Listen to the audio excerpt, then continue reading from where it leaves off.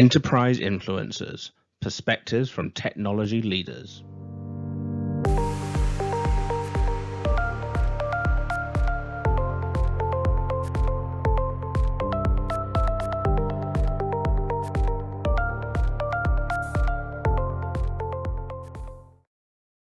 Hello and welcome to Enterprise Influencers, Perspective from Technology Leaders.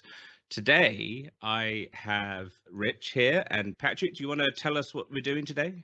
Yeah, absolutely. Thanks, Giles. So today we're going to be talking about the evolution of employee experience, and really honored to have Rich Wood on the episode with us. Rich is a former colleague. We go way back in kind of the technology consulting arena, but Rich works for RightPoint, which is a Microsoft partner, not just a Microsoft partner, a 2022 Microsoft Partner of the Year in the very topic that we're talking about, employee experience. So congratulations, Rich. And Rich is the Microsoft Partnerships Vice President for RightPoint. So welcome, Rich. Tell us a little bit about yourself and your background, like how you got into this crazy employee experience space. Thanks, Patrick. I'm obviously still a little taken aback that anybody is honored to have me in the room. I use the terms loosely, okay? But we're happy to have you. I've heard many other words. I'll take honored. Yeah, I think my background as pertains to the topic and RightPoint is actually really, really closely tied, because an interesting thing about RightPoint, whether it was our founders or me, who I run partnerships, or there's different salespeople, there are folks who lead other elements of technology, PMO. There's a lot of people in a lot of leadership roles here who have a background in consulting, specifically in employee experience, whether they were building SharePoint sites once upon a time, or developing taxonomies and content architectures, or doing things that all kind of fall under this EX umbrella now. Regardless of what your business role is at RightPoint, if you've been around a while, there's a pretty good chance you were doing real work in the EX space for clients at one point in time. And I actually think that's our secret sauce. Me personally, I've been in the industry now for 25 years. I came out of school with a degree to teach English, which I found very quickly was not only difficult, but also the ratio of difficulty to pay and reward was so infinitesimal. It didn't even pay for beer money at the point. So I had to find something else to do. Much love to teachers. My wife is a teacher. They're incredible people. I am not. And so I couldn't do what they do. Instead, I do this. Was building websites, self-taught, building websites back in the mid-90s for my first job, and really was on the CX side for the first few years of that web explosion, driving on the information superhighway. Took a couple years in the wilderness doing things of which we shall not speak until the fun fact. And then I came back as an enterprise architect focused on collaboration in the early 2000s for a big insurance company here in Milwaukee where I live. Insurance really wasn't my thing. Did our first SharePoint rollout back as SharePoint 2003 to MOS 2007, and enterprise rollout of MOS 2007 was a lot of fun. Took a look at what they wanted me to do next. No, really, this was an insurance company. This was a lot of fun. I was doing the same thing with insurance companies with MOS 2007, I can assure you. Yeah, and you look at it and you look what the other options were there, and it was, do I stay on and support this, or do I go and help other people roll this out and really dig into why folks are using this and help them collaborate? And I think it was the teacher in me, really, that wanted to keep going and turn it into a consulting career. So I latched on with what was a very small embryonic partner at the time, which has since they've built themselves up into a real powerhouse here in the local region. Actually built their SharePoint practice for a couple years. Was recruited out of there to join Microsoft in a real interesting turn of events. They wanted to move me out to Redmond. I said yes. The job went away. They said, we still want you. Let's keep you in Wisconsin selling Office. And so that's what I tried to do for 2 years. Very quickly realized that I was happier as a partner, as a consultant, than I was selling Office upgrades, and went out to a little company that got acquired by Proficient, was there for 5 years, kept losing to these guys called RightPoint, said, I want some of that, went over to RightPoint instead, and have been here for the last 5 years. Leading up the partnership, which I'd never imagined I would do. I was always more of a doer, always more of a strategist, but when I came here and I had a non-compete, and there were things I couldn't do, and our CEO said, how would you like to rebuild this Microsoft partnership? And so that's what I did, and really focused it on our strength, which at the time was a little undervalued in the space, but which through a real combination of hard work and luck, both good and bad, and nobody will ever call a global pandemic good luck, but it really accelerated the curve towards hybrid work, as we all know, and a lot of the things Absolutely. that drove Microsoft Viva and Viva Insights, and the things that we've really ridden our expertise in to just really explode back on the scene as a partner and win that award you were talking about. So it's been a really rewarding journey. Points a digital agency, we really do two things really well: customer experience and employee experience. We help enterprise customers improve their customer experience by building better employee experiences. And that virtuous cycle really pays off. And Microsoft is recognizing us for that now. HFS Research ranking us as number 5 in the world, behind a couple of the big boys, I think, including E&Y. A couple of those are also our clients too, which is really interesting, and named us number 1 in voice of the customer, which we're really proud of too. So it's a great place to be right now, doing the things that really engage people and help our clients really win the war of attrition that is staffing, hiring these days. RightPoint has been one of those companies that I've always kept an eye on because we have similar paths, let's say, and we've run across each other in our careers in similar ways. Like I, in a similar fashion, worked with a small consulting company that was acquired by around the same time as you guys. And I vividly remember actually meeting you after that acquisition and thinking, hey, this is a guy he really knows his stuff. But the thing that, that interested me in those companies was we were working with SharePoint technologies, much like you described there. And we can both Giles and myself and we could probably bore our entire audience for hours on the intricacies of what you should and shouldn't do in MOS 2007. But the thing that we really, I think, had in common that common thread was this focus on user experience. And you described RightPoint as a digital agency, which I think is a distinguishing factor. Like most people hire a consulting agency or they hire a digital agency, but rarely do you find the combination of the two that are really hyper-focused on a particular area. So I think that's really interesting. Talk a little bit about, we see in this terms, like there's user experience. We see experience a lot. We see user experience, we see customer experience, we see employee experience. I'm really curious how they interplay to get together, how they impact one another. You started to talk a little bit about it in your intro there around that virtuous cycle of the customer experience and the employee experience. So maybe you can dive a little bit deeper into that. Yeah, I certainly can think about that. And I do think it was all the rage once upon a time to talk about user experience. And I think that's where both this concept of customer experience and employee experience came from. And then you had user experience design.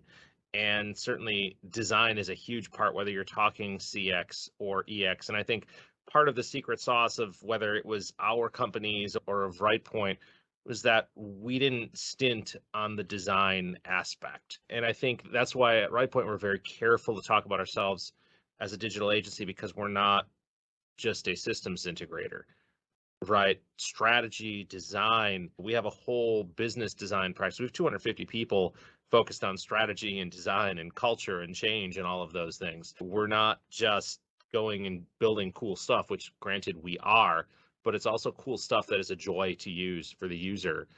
Actually, we try not to say user, because user at this point, it feels a little tired, frankly, the word, doesn't it? Sure. If I say a user, do you think it takes you back to what is your user? Is it an employee? Is it a customer? Is it this? Is it that? Yeah, the user-centered design, user-centric design, like all these terminologies.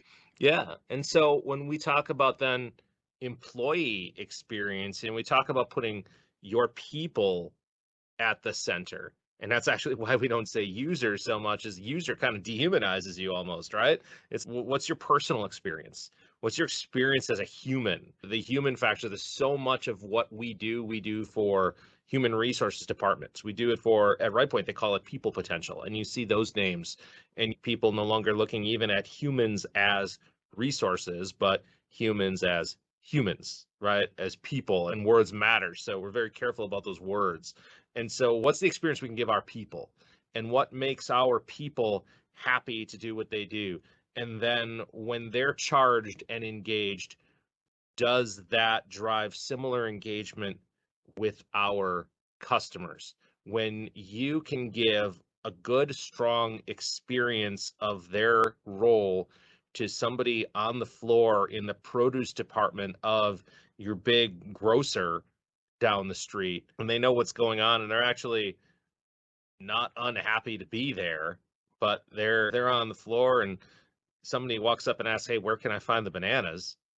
There's two ways that conversation can go. Of course, they're going to tell you where to find the bananas unless they want to leave their job, but you can either be grumpy about it, or they can direct you to the bananas and maybe help you find the organic ones if that's what you want. Yeah. Right? And that's the interaction that we're driving with a good employee experience, is driving a good customer experience. So maybe that simplifies just a little bit, but it's that good EX drives good CX, and then good CX. Now people are going to want to come and work for you because they say, "Hey, that's a great place to be. Maybe I read about it in that business journal, and maybe I actually had an interaction with somebody at the Apple store, and that genius was really happy. I want to go work for Apple." That's how these things happen.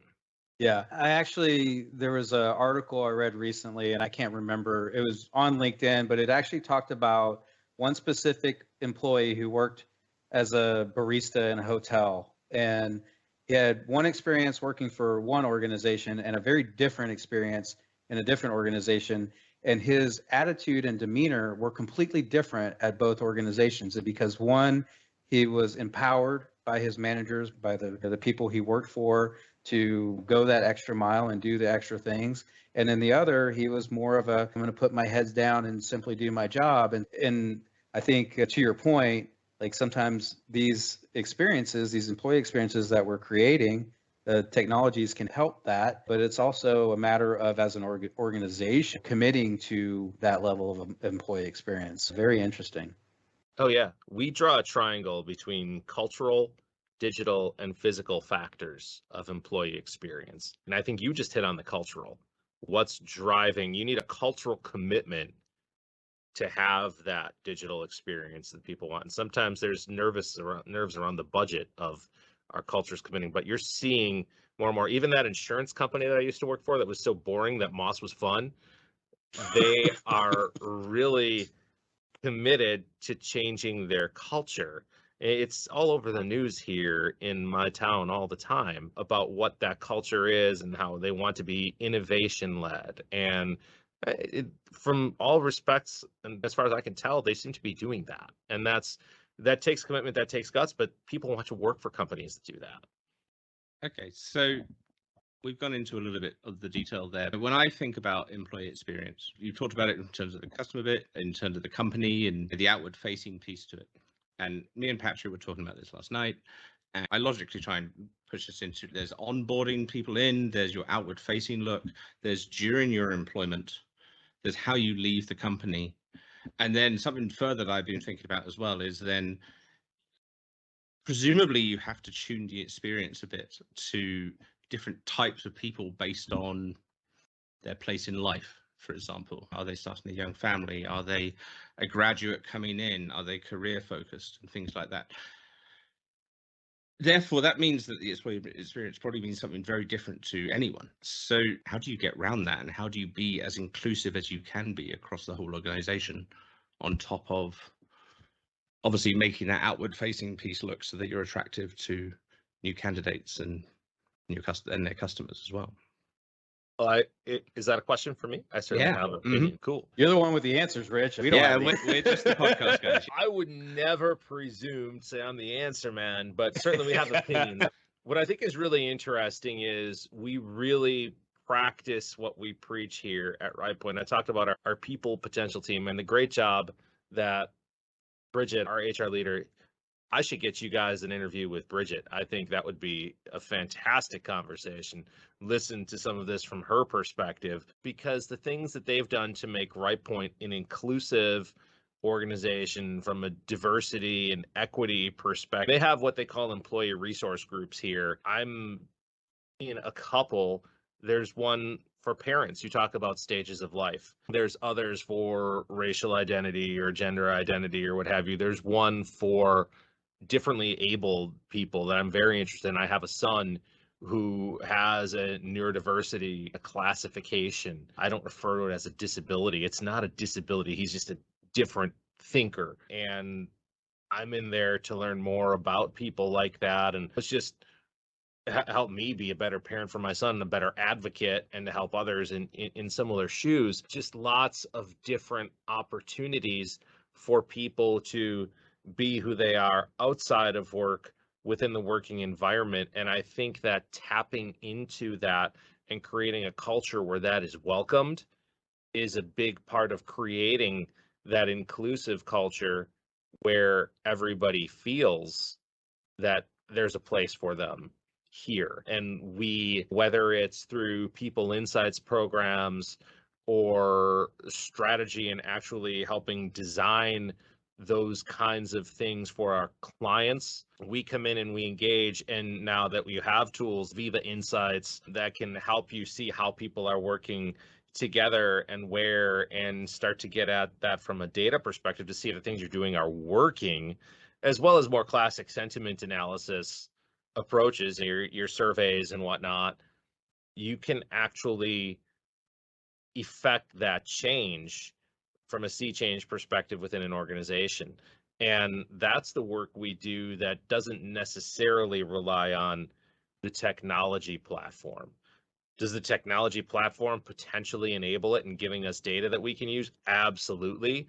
That's one of the coolest things about this stuff that's coming out today. It allows, I think, Point to be even more RightPoint than when we were just building intranets, because this is the stuff we always wanted to do. Now we're able to do it with a technology bent too. The connective tissue between technology and culture is much stronger than it used to be. That's really cool. Yeah, I've built my share of intranets for sure. And you always looked at it as this communication vehicle is so important to build this culture, to build this inclusivity. But it was just a piece of the puzzle, right? It's always just a piece of the puzzle. And so the sort of landscape that you paint there of employee resource groups, it's like Giles was saying, it's not just about getting you in and now you're doing work and you're going to leave it someday. I think a company is going to have a culture, whether it's intentionally created or whether it just happens. I think that's what this employee experience is a bit about, is now we want to sit down and we want to be much more intentional about the type of culture that we're going to create, that we can be included. You mentioned different groups, whether it's neurodiversity or differently abled people or gender identity, racial identity. Those are all, like, we're all people, like, at the end of the day. Yeah, that's really, but you mentioned the magic word earlier, which is budget, right? Because at some point in time, somebody has to pay for this. And while this all sounds great, this all sounds like, yes, we want these things because I want to feel valued as a person. I want to know that the work I'm doing is important and that what value am I providing to the grand scheme of things, right? Not just to the company, but to humanity, maybe even. So how do you sit down with folks and have these conversations and illustrate this is the value that we're going to bring to your organization? A lot of these conversations happen with HR leaders, right? And what are the metrics that they care about? And the number one thing, obviously, that's going on right now, and you can call it the great resignation or the great reshuffle or the great retrenchment or whatever. Everything's a great this, but people are leaving one company and going to another. And sometimes they find that they're not happy and they want to come back or go somewhere else. We're now on that part of the curve. But the bottom line is there's a lot of movement. There's more jobs than there are people. Yep. And so attrition is a big issue. We can prove that improvements to your employee experience in certain aspects. I think, I don't remember, Patrick or Giles, which of you mentioned onboarding and that side of the process, as well as retention. But even as simple as a streamlined onboarding process so that people get up, get going, understand their role and what they're doing and their reason for doing this, earlier and faster and feel more committed to it, right? That's one simple example that you can put some parameters around. But there's other aspects too. If you can demonstrate that you can drive attrition down, now the cost of hiring a new person, of replacing the previous person for N+1 or whatever the upgrade's going to be, of the time to support while that person is out of their role, multiplied by how many people you're losing, a very simple formula. But even just that illustrates how much is at stake when you're churning a certain percentage of your workforce every year and it's higher than you want it to be. Cut that churn by 10%, 20%, and look at what you're saving. Yeah. And generally, the budget becomes a lot easier to find for those who are gold on keeping people and keeping people happy. Yeah. And keeping the right people in those roles. And you could talk about gains in productivity, about gains in employee engagement, or Microsoft certainly cares about adoption of a tool and use of a license. What the business cares about is revenue. Now, if your people are more successful in their roles, presumably your revenue is also going to go up because they're doing things more profitably. So you can, through some magic, ultimately tie it to that, the big number. But really, it's about getting the right people in roles and keeping them in their roles and keeping them productive. I'm curious, just to follow up on that train of thought, right? We're meeting remotely. Giles is in Austin, you're in Milwaukee, I'm in Atlanta. And this is the way of working nowadays. COVID obviously had a huge impact on hiring, work, the way we work. I'm like, how has this changed sort of the landscape of employee experience?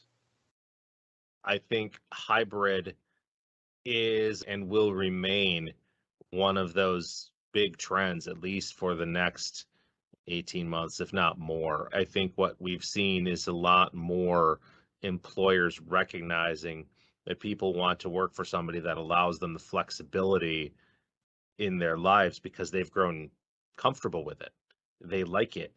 And as somebody who's been working remotely for a lot longer than COVID, Yeah. I was working remotely from the day I left Microsoft over 10 years ago. And so I developed my own best practices for it long before COVID happened. But it's been fun to see the rest of the world figure this out. And so I do think that when it comes to a war for talent, the companies that allow employees the most flexibility are the ones that are going to win that war. There are people who love going into the office every day and being with their colleagues and having work friends. There are hermits like myself who are very happy working from their home and can get a ton done because they don't have somebody leaning over the cubicle wall asking about the football game last night. You ask me about the Packer game, I'll probably talk about the Packers. I'm okay not talking about the Packers. I'm just going to get stuff done. Right? Yep. There's people who want a little of both, depending on the day and how they feel. And so the company that enables you to work in your style and find what's most productive for you, once, of course, you've got to a point in your career where you've proven that you can be trusted with that and be effective with that, because I do think people coming out of college are statistically less proven to be successful in remote scenarios. There's going to be eventually a settling of talent where talent belongs, which is people who recognize and cultivate talent and keep talent happy. Yeah. I tell you, the only thing I truly regret and miss about my commute is that I'm way behind in my podcast listening. Yeah, me too. So I don't have that hour and a half every day to really like zone out and catch up on my podcast.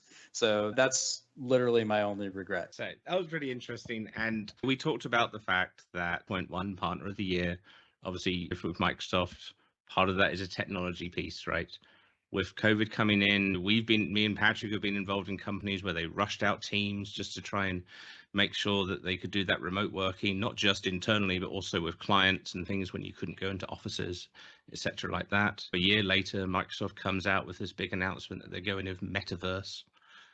Facebook or Meta, as they rename themselves, are also talking about metaverse. And when you look at Microsoft's kind of marketing around that kind of stuff, it's about human interaction in a virtual space. So you can have that water cooler moment. You can talk about the Packers or whatever. So what do you see what is Microsoft doing now with Viva? How is RightPoint doing that with people right now? Where do they see it going? What trends are you seeing? Tell us a little bit about that. Tell our audience about, are we at the beginning of this? Is it we're at a level of maturity now? Or are we just at the beginning and we're starting to move on up? We're just at the beginning. Yeah.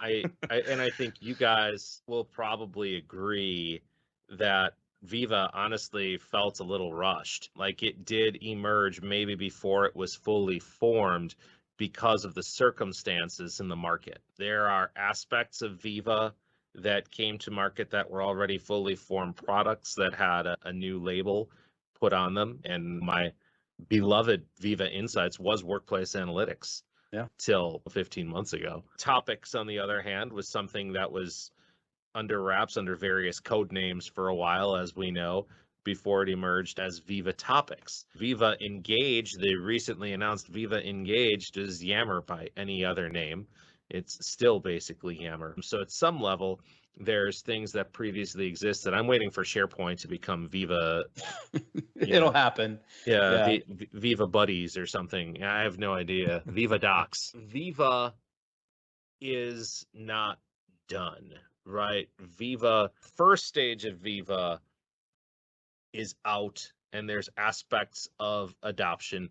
But if you look at the goals of Microsoft would love for all of its big customers to have the Viva suite. Most of them don't, right? Yep. Because they're still figuring it out. How are they going to use it and finding the budget for it, and where's it going to work, and how are we going to make sure that it works right? And there's so much more coming. Viva Goals was an acquired technology. It was ally.io, and that's now been pulled in. And if you think about Viva Goals in the wider framework of Viva itself, you might think, well, Viva Insights came first, so I should do Viva Insights first. But what is Viva Goals? Viva Goals is OKRs. It's objectives and key results. Don't you think that if you're going to be adopting Viva from day one and you haven't done a lot yet, let's do the thing that establishes our objectives and also do the thing at the same time that's going to track, are those objectives making an impact and are our behaviors changing? Because Viva Insights is helping us understand if that's happening. So goals and insights go really well together. And in that order, not let's do insights and then let's do goals down the line. So it's still a new space with a lot of volatility, a lot of room for movement. I've had people say to me, when's everybody's going to get it? It's going to be commoditized. It's going to be just like SharePoint. I don't think so. We're talking about employee experience. You can keep innovating in this space and keep getting better. Giles, you talk about the metaverse. Yeah. Nobody's going to be doing that in real life effectively in the next year. Oh, I'm canceling my haptic suit order right now. So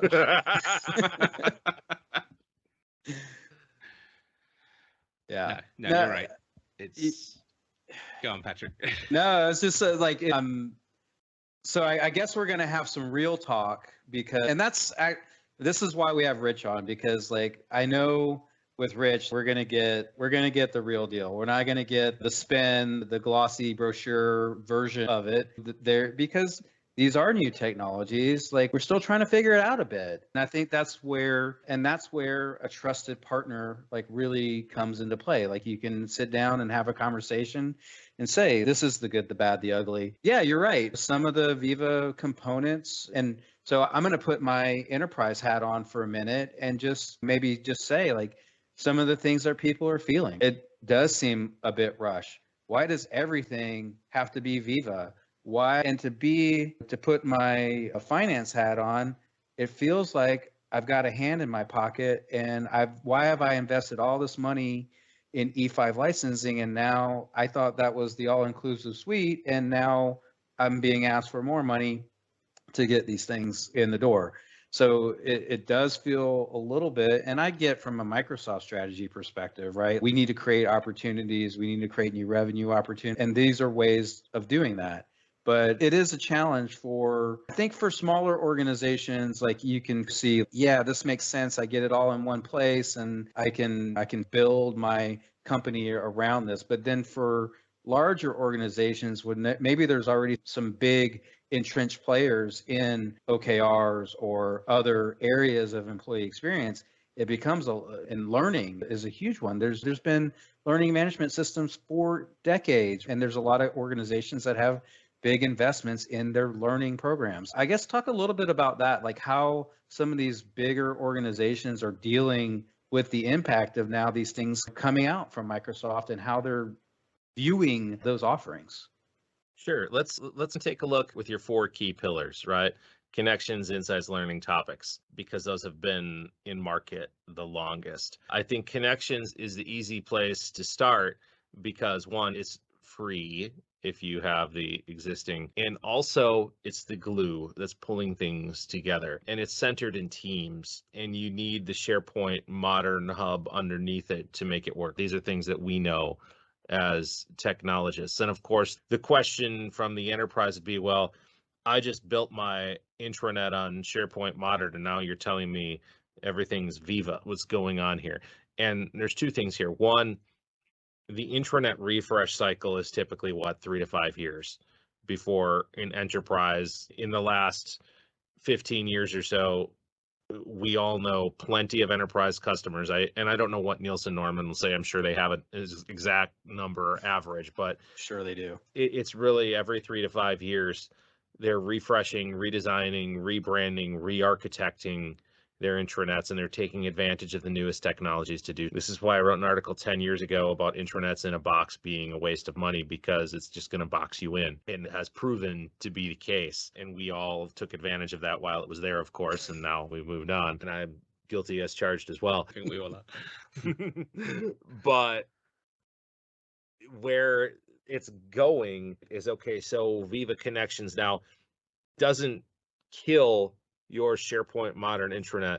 Viva Connections actually can hook in and sit on top of that and really take that thing to the next level now. So you don't have to completely redo what you did. What you did to create an intranet with a SharePoint Modern hub was basically do the baseline foundation of the next level, which is Viva Connections. That's very smart by Microsoft. They're not forcing you to rip everything out. Now they're saying, if you followed our patterns and you did this right in the last couple of years, now this will extend. And now we're talking about extending and adding value, right? And that's where now these other pillars come in. Insights, I think, is something that can be difficult to talk about the value of that license for everyone until you see it working within a core pilot group. I love Viva Insights as a team manager because it tells me before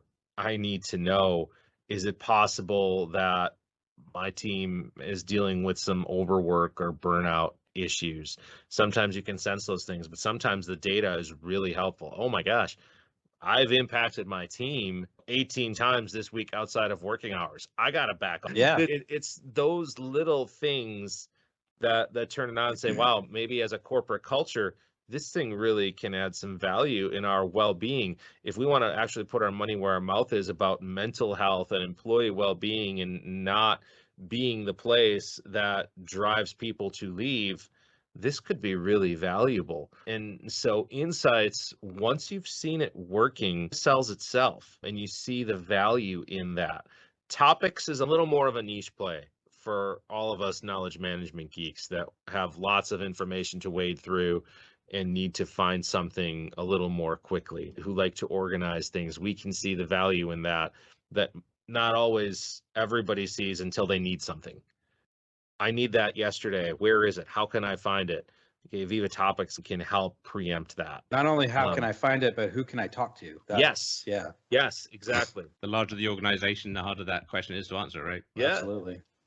Absolutely. Learning is interesting as a partner because I'm always telling Microsoft until there's an API that allows us, and they always say it's coming, and I'm sure that's what they'll say if they're listening to this, but until there's an API that allows us to extend it. It's all connectors. What learning does that's interesting, it's not trying to be an LMS yet, just like SharePoint wasn't trying to be an intranet when it came out either. Eventually, I'm sure Viva Learning will be looked at as at least LMS Lite, but it's pulling learning content from not just your LMS, but it's creating a context for you as an individual of, okay, these are the courses I have to take over here in this thing, but here's this from LinkedIn Learning, and here's this from YouTube or whatever, and here's this TED Talk, and all of these things based on who I am and what I find compelling are being brought to my fingertips now without me having to go to 4 different places.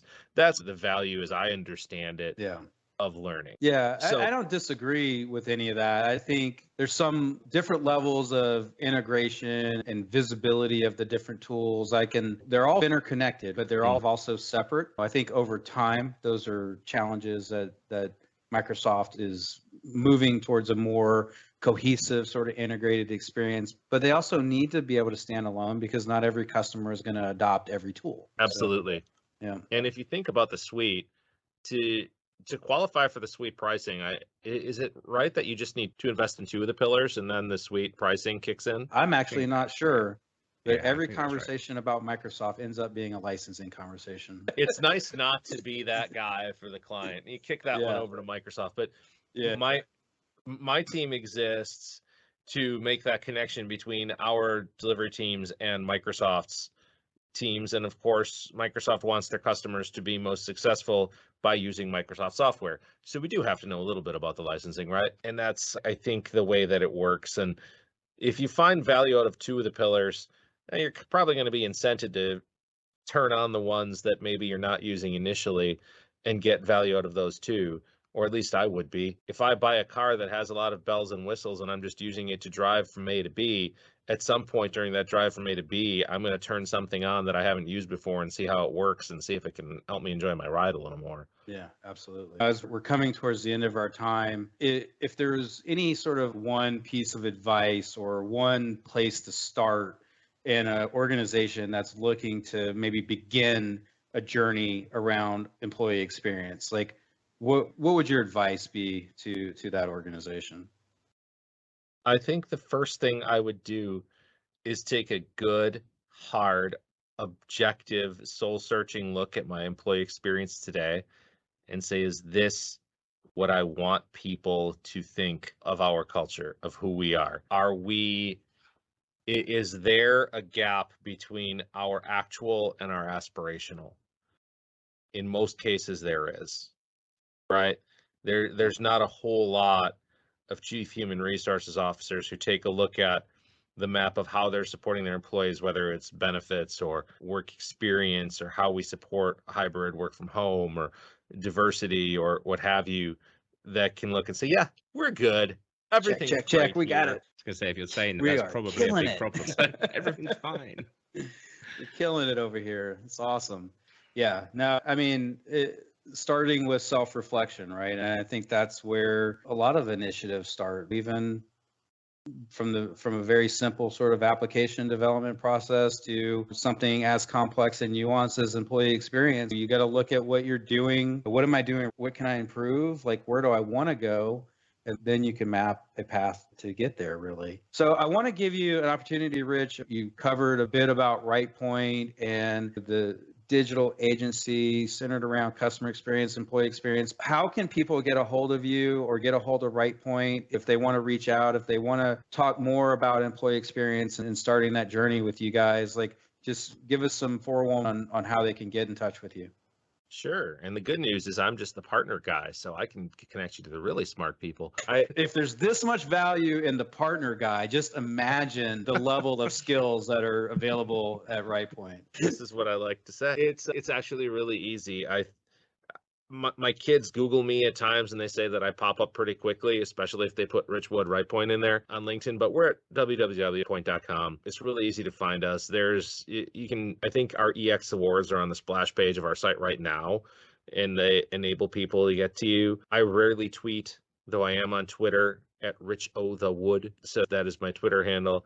I'm pretty easy to find on LinkedIn, but I tend to be grumpy about people connecting to me when I don't know them. So I recommend just a straight up email to me at rwood@rightpoint.com. And that's rwood, W-O-D, at rightpoint.com is always the easiest way to get a hold of me, because I'm old and I use email.